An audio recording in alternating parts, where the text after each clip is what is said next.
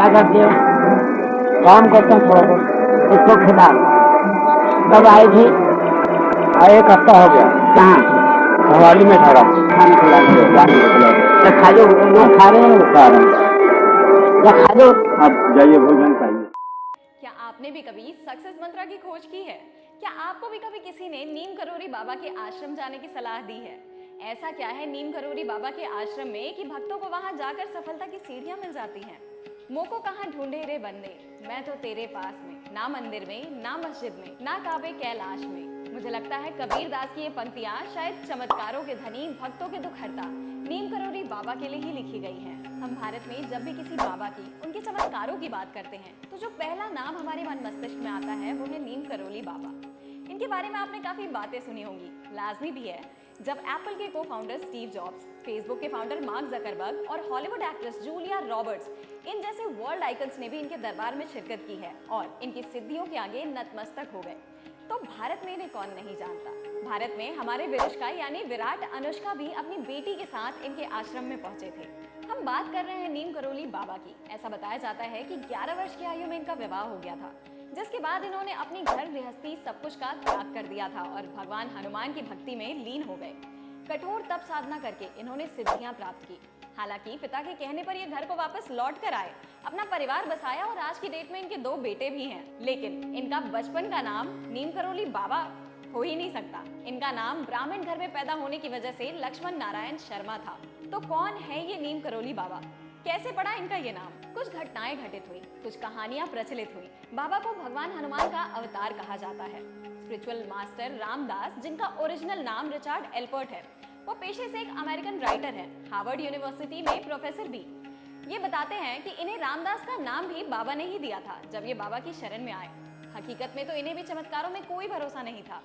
लेकिन एक बार की बात है, जब ये तारों को देखने में खोए हुए थे, तब बाबा आकर इनके पास कहते हैं कि तुमने अपनी माँ को कैंसर की वजह से खो दिया और इन तारों में उन्हें ही ढूंढ रहे हो।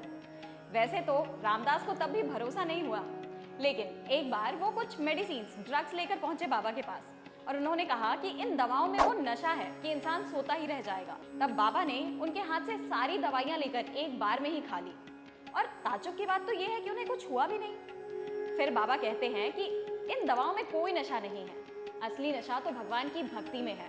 और तब कहीं ना कहीं रामदास को भी भगवान पे और बाबा के चमत्कारों पे भरोसा हो गया। रामदास अपनी किताब में बताते हैं कि एक बार बाबा बिना टिकट के ट्रेन में चढ़े थे और टीटी ने उन्हें उतार दिया, लेकिन उसके बाद वो ट्रेन उससे आगे ही नहीं बढ़ी। तब किसी के सुझाव पर टीटी वापस गए बाबा को बुलाने, उनसे माफी मांगी, लेकिन बाबा ने 2 शर्तें रखी।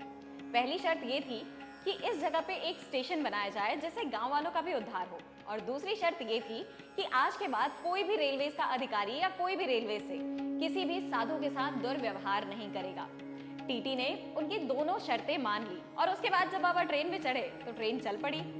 तब उस जगह पे रेलवेज ने एक स्टेशन बनाया, नीम करोली स्टेशन, और बाबा वहां कुछ दिन ठहरे भी, जिसके बाद से लोग उन्हें नीम करोली बाबा कहकर बुलाने लगे। वैसे तो इन्हें हांडी वाले बाबा, चमत्कारी बाबा, टिकोनिया बाबा और भी कई नामों से जाना जाता है। बाबा के चमत्कारों की अनेक कहानियां प्रचलित हैं। बाबा के पास 8 सिद्धियां थी जो उन्होंने कठोर तप साधना करके प्राप्त की थी, और इन सिद्धियों के सहारे वो भक्तों के कष्ट बिना बताए ही जान लेते थे और उनका निवारण कर देते थे, जैसा कि आप आजकल बाबा बागेश्वर धाम के चमत्कारों में देखते हैं। बाबा इसके अलावा एक साथ 2 जगह पर एक वक्त पे ही मौजूद होते थे।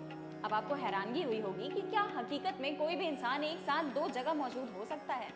जी हाँ, ऐसा हुआ है। बाबा के भक्तों ने बताया है कि एक बार कानपुर के हनुमान जी के मंदिर का उद्घाटन था। बाबा को वहाँ आमंत्रित किया गया था और उस वक्त बाबा इलाहाबाद में थे, लेकिन उद्घाटन के दिन सुबह उठने पर उन्हें तबीयत थोड़ी ठीक नहीं लगी, तो वो अपने कमरे में वापस जाकर सो गए और उन्होंने वहां जाने से इनकार कर दिया। अगले दिन जब भक्त वापस आए कानपुर से, उन्होंने आकर कहा कि उद्घाटन तो बहुत ही सुंदर था और खासकर बाबा का वहां होना लोगों को बहुत आनंदमयी लगा। लेकिन ऐसा कैसे मुमकिन था, क्योंकि बाबा तो उस दिन पूरे वक्त अपने कमरे में थे, और अगर मान लो बाबा जाते भी तो कानपुर जाने में कम से कम 10 घंटे लगते हैं। अपने जीवन के अंतिम दशक में बाबा उत्तराखंड के कैची धाम में रहे। वहां उन्होंने तपस्या की और उन्हें वो भूमि इतनी पसंद आई कि वहां ही उन्होंने अपना आश्रम बना लिया। बाबा के आश्रम में हनुमान जी की एक मंदिर है, राम सीता का भी मंदिर है, और भक्तों ने वहीं पर बाबा की भी एक मूर्ति स्थापित की है। भक्त वहां जाकर अपनी सारी समस्याएं भूल जाते हैं।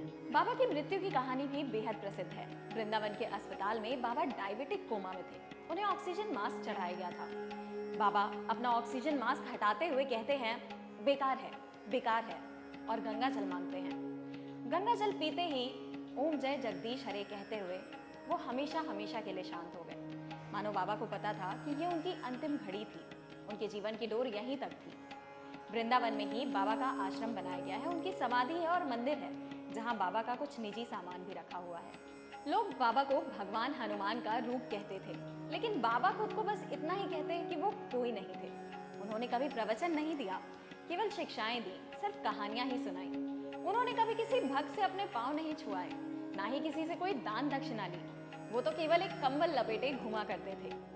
बाबा की कोई जीवनी नहीं हो सकती, वो तो भक्तों के मन में बसे हैं। लोग आज भी कैची धाम जाकर अपनी सारी समस्याएं भूल जाते हैं और बाबा का आशीर्वाद प्राप्त करते हैं। अगर आप कभी कैची धाम गए हैं तो हमें कमेंट्स में बताएं आपको कैसा लगा वहाँ का वातावरण। और अगर आप जाने के इच्छुक हैं लेकिन कैसे जाएं ये पूछना चाहते हैं तो हमें इंस्टाग्राम पे फॉलो करें AGSKI_।